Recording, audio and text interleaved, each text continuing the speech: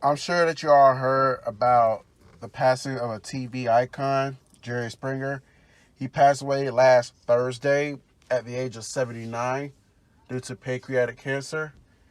And I'm just going to be straight up with y'all.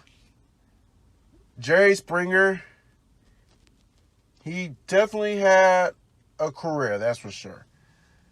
Now, if you're in the Cincinnati area or you live close by where it's Newport or Dayton or something like that, and you're a baby boomer or like silent generation, I think that's one before baby boomers, you're probably aware that he used to be the mayor in Cincinnati back in the 70s, which I was kind of shocked when I found that out. And it wasn't recently. I've known about this for years now that he was mayor of Cincinnati. It was like, just kind of put it together like, how in the world did this guy ever became the mayor?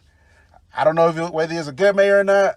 That's to the people of Cincinnati to tell me and tell us. So he's also done news. He's done a lot of stuff throughout his career. As you know, he came over to America, with his parents trying to find an American dream.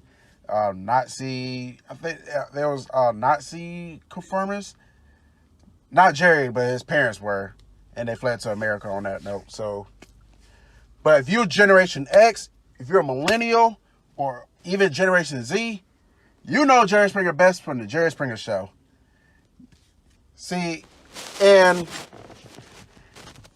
with Jerry Springer, it's like that one. How can I explain this? We know him best from the Jerry Springer Show. You know, if you came up in the 90s, or if you're Generation X, came up in the 70s, you was an adult in the 20s, or if you like Generation Z, you might have caught the tail end of Jerry Springer. You know that show is probably one of the most ratchet shows that ever eclipsed the world of television, but it was so good because it was so entertaining. And I know Jerry said that he would never watch his show because it's not garnered towards him. That's fine. I can understand because it's really garnered towards the younger crew. And it was, he provided some good entertainment. For me personally, I wasn't sure if my parents ever told me to not watch Jerry Springer, but to be on the safe side, just in case they would not want me to watch Jerry Springer, I'll be the type that'll sneak behind their back and watch the show anyway. I'll be like, forget PBS, forget Barney and Arthur and all those other shows. I'm flipping to NBC watching some Jerry Springer. Because, that's where the action was at, the fights, and his show covered a lot of topics, where it's from relationships, transgenders, family issues.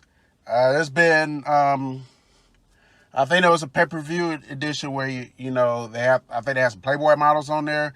They was full on naked. It was just out there, And you look at today's shows like the Love and Hip Hops, the Basketball Wives, the Baseball Wives, the Football Wives, Real Housewives, Grown Up Hip Hops, all that's going on right now. The Black Ink Cruise, all that stems from Jerry Springer. I feel like without Jerry Springer setting the template in the 90s, I don't think VH1 or WeTV or Bravo or to an extent MTV, because you see this on some of the reality TV shows on MTV, like the Jersey Shores, the Teen Moms, and without Jerry Springer setting that template in the 90s, I don't think those shows exist today. I don't think you get that type of reality TV shows that you see on television. And it even goes back to the Flavor of Loves, Rocco Loves, because you see some of the ratchetness on those shows too, those reality dating shows. All that stems from the Jerry Springer Show. He is an icon. He set the standard. But some of y'all got to remember too, though. If it wasn't for you got to think Gerardo back in 1988. It was one episode he had where he had this one soul brother and about three other guy, Caucasians, talking about the Holocaust and all that. And then the Soul Brother choked the guy in a full-on brawl happened on the Geraldo show. That was the episode Geraldo broke his nose. I feel like that kick-started Jerry Springer's show to where we know it as now. I feel like without that episode of Geraldo, I don't think the Jerry Springer we know exists. It almost didn't exist because like if you watch some documentaries about Jerry Springer's show, even look up some clips, you watch like the first few seasons of Jerry Springer, it was not the Jerry Springer that we know.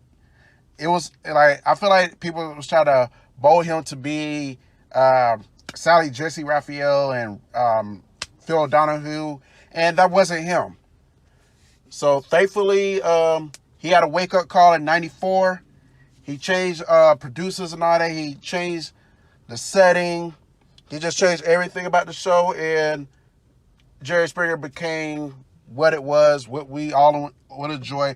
Obviously, he has some backlash because of fights and all that. People say, oh, they should be arrested. Oh, they doing too much fighting. And it's a good thing that didn't happen because it got to a point to where if somebody wanted to get into a full-fledged brawl, they didn't have to take it to the streets or take it to the clubs and all that. They say, we can go to Jerry Springer. We can fight legally and not get arrested. So, yeah. But, yeah, definitely, yeah. You know, the show did ended like a couple years back, though, which I already kind of knew. Because, like the early Jerry Springer, like, after it changed gears, man, that was probably the best episodes you ever got of Jerry Springer, you know, for real. But I feel like, you know, when, you know, it was a point where they did kind of tone it down and just kind of like, you know, it got to the point where some of those fights seemed staged, though. And I think that's where the show started losing its appeal. I think, you know, not a lot of younger people, younger than, you know, like the Gen Z, I don't think they was really into, like, the Jerry Springer show like we were. So I feel like the ratings declined on that note. And, you know, the Generation X audience got older. It's like, okay, we had our fun in the sun. You know, been there, done that. Let's move forward. And even like millennials, we kind of, you know, some of us had grew up and been like, you know what, some of that stuff is not even funny. So, but for a moment in time, it was funny. It was great. It was enjoyable. And I went back last couple of days and watched some classic Jerry Springer clips, you know, just kind of get that nostalgia feel, because I'm probably not going to watch any for a while, you know, just to honor his passing. So, yeah. He also had a judge show. Never watched an episode of that, not saying it sucked or anything. You know, you don't work here, man. You don't got time to sit there in the middle of the day and watch TV. So, and I never caught an episode of that. So I can't tell you how that was, but apparently it wasn't really that good because it didn't last long. So, but I feel like at that point, you know, he didn't really need to do a judge show because he's already accomplished himself as an icon. It's like, that's not more for him to do other stuff to where his status could easily take a hit. So his spot is already solidified, you know, for a moment of time, like he was the it guy when it came to daytime TV back in the 90s. Because if it wasn't him, it was definitely Oprah. And a lot of people look up to Oprah, you know. She is the queen. That's why she got her own network. And I never watched the Oprah show. I feel like it was garnered towards women, but I always had respect for Oprah Winfrey. You know, kicking the dough for black people to have their own TV shows. You know, daytime talk TV shows. I think the only other person, besides Montel, I think the only other person, black person, soul person that had a daytime talk show was Rolanda, but nobody really knows her, so too tough. Just saying, no disrespect, Rolanda, but when you think about soul people having daytime talk shows, either they talk about Oprah or they talk about Montel. But yeah, with it, you know, but Oprah was the queen, but like Jerry Springer stayed on her heels, and like for a minute, he surpassed her. And then things got scaled back, and she reclaimed her crown and never relinquished it since. So, but yeah, Jerry Springer definitely will be missed.